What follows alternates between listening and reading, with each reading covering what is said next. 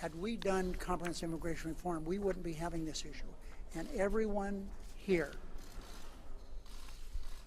the border is secure. Martin Heinrich talked to the caucus today. He's a border state senator. He said he can say without any equivocation, the border is secure. The immigration issue in this country continues to be framed in a very black and white manner, all too often missing what is a key to the protests over what is currently happening on the border. Americans unhappy with an illegal population, demanding that if people want to become a part of this country, they do so legally. And that goes for those who employ illegal workers. All right, now let's begin right there, talk some money, too. We welcome into MidPoint Research Associate for the Iowa Policy Project, seeking to add a different line to the discussion. Heather Gibney joins us today on MidPoint. Heather, thanks so much for being here today. Thanks for having me. Heather, let's discuss exactly what Iowa is finding out here, because the numbers I think are rather revealing to some people when you talk about taxes. So first of all, tell us a little bit about the tax structure here and what you're saying is good for Iowans. Well, the main thing that we found in the report that we just did on immigration in Iowa is that they are, in fact, an important part of the economy. And this goes for undocumented workers as well as documented. We found that overall they are paying taxes and contributing to the economy in an important way. For instance, all immigrants, regardless of their legal status, are paying taxes. They're paying sales taxes through the purchases that they buy. They're paying property taxes through either rent or the homes that they own. And they're paying federal and state excise taxes through things like gasoline. In addition to that, they are also, I think it's about 50 to 70% of undocumented workers are in fact contributing around $64 million to the Iowa economy. And, that's something that, that's a common misperception, is that these workers are not giving anything to the economy, and they're just coming here and working and they don't have to pay taxes. But, okay, but it is fair to say, though, when you say all immigrants paying taxes, you're talking about the immigrants that you have found and the immigrants that you are using in part of the study. We can't definitively say that all immigrants pay taxes, can you? Absolutely. I think that you can't say that. This is the best data that we have based on the data that we have. This is the estimates that we've come up with. You have about 120,000 immigrants in Iowa. Is that correct? Yes. That's what the study found. Those coming here both legally and illegally make up about 4.5% of the state's economic output. So what are we talking about here in the kind of jobs that we're discussing here? Were you able to discern those as well? What are you talking about? What types of occupations they're holding? Yes. Yeah. Predominantly, they're working in things like they're meat cutters, they're butchers, they're school teachers, they're computer programmers and housekeepers. They're essentially all over the economic spectrum as far as occupations go. But those were predominantly where they were most, where they were working the most. All right, let's talk about some of the pushback you get on this here, and this is what a lot of people are talking about right now. There are those who will say it's fine and dandy that people are paying taxes, but they are still illegal in the country. And I think I mentioned that coming in, that they still want people to try to become a part of America legally before they become a part of the workforce. Did you find anything in your study there, or would you at least comment on that and at least understand that that's what a lot of the pushback is here from people? Yeah, I totally understand that. The biggest thing that we found was, while they are illegal and still paying taxes, reform would change all of that, I think, to make people a little more understanding. If there was reform, undocumented immigrants would be able to go to school. They could get higher paying jobs. They would have more skills. They could invest in their own education. Employers would invest in their training and education because they would know they had a secure future here in the United States. In addition to reform, they would have higher wages, therefore they would pay more taxes.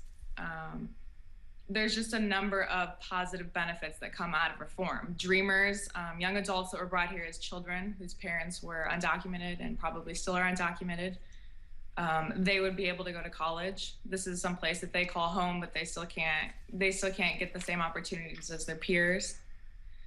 In addition to reform, that would allow, or it would kind of level the playing field for workers, because U.S. workers would no longer have to compete with undocumented workers who are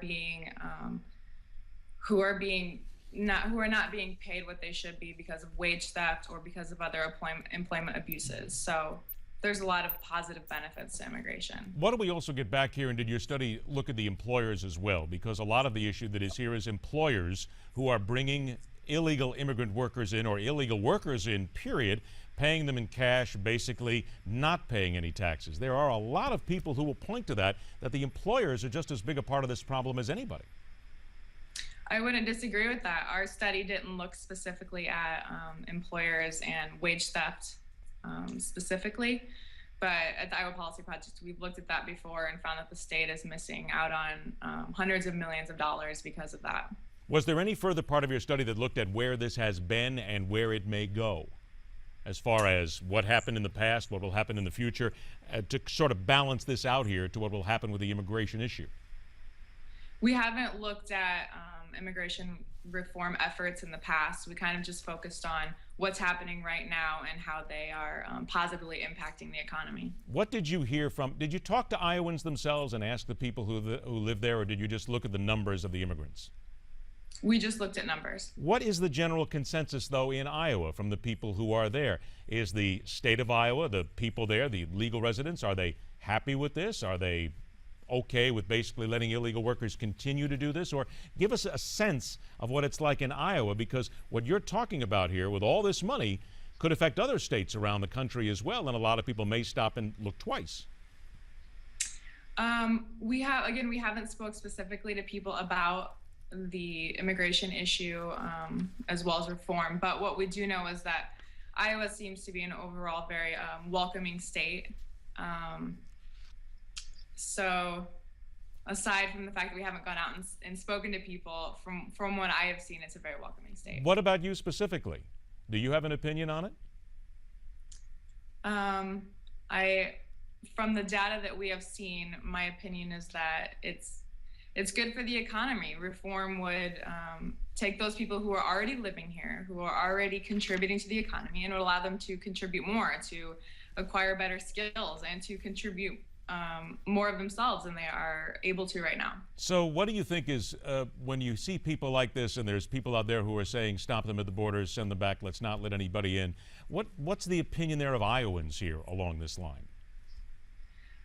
Specifically, I don't know the opinion of Iowans. I think that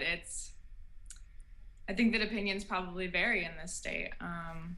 I couldn't tell you exactly what everyone thinks. Okay. I'm not sure. No, I'm just guessing what you're hearing, because you live there, you did the study. I'm just wondering what the people in Iowa themselves are thinking about this, because what you're talking about here is a tremendous amount of money coming into the state coffers. I would imagine that a lot of people in Iowa would be very happy to see that there's other people paying taxes.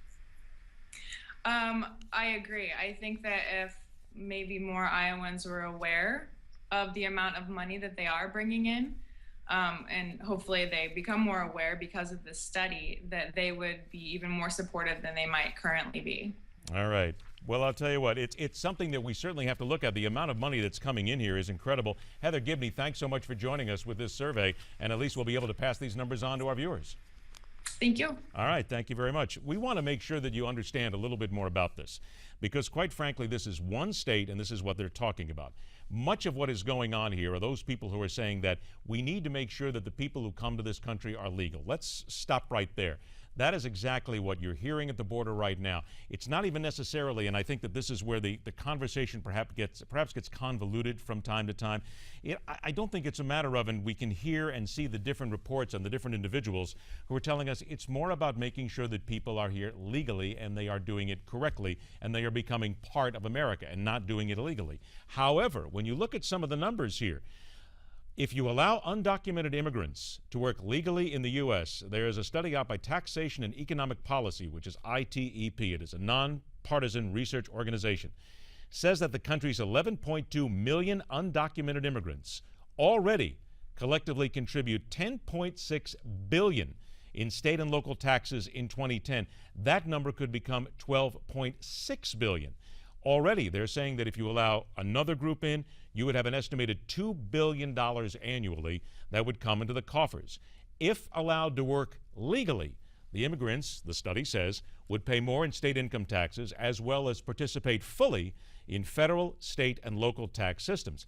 That is something that we quite don't know from a lot of these studies because it's a full participation. Again, as I pointed out, and we all know there's a lot of things and a lot of jobs that still get paid out in cash, and there's no taxes paid there whatsoever. So what we're looking at here is the ability to be able to participate in the federal, state, local tax systems. That, a lot of the studies say, has to come from being a legal resident of the United States. So again, we look at Iowa, which right now is looking at $64 million in taxes to the state. That's the study. The other countries and the other states looking at anywhere from $1.5 to $2 billion. Americans still want the people who want to come here to America to be Americans. And I think that simply is what many people are going to stand on. They're fine that they contribute. They're fine that they put in some money into the coffers. And I got to tell you, they're probably fine, too, that the roads are going to work, everything's going to work better. But then they're going to ask where all that money is being spent as well. It is still a matter of follow the money, and the border crisis continues to grab people because I still believe that Americans will say, we are a nation of immigrants. Come in, be here, be part of it, but be a legal part of America and a legal citizen. I think that's pretty much where it all stands. Next up, Eric Holder and a lot more on MidPoint.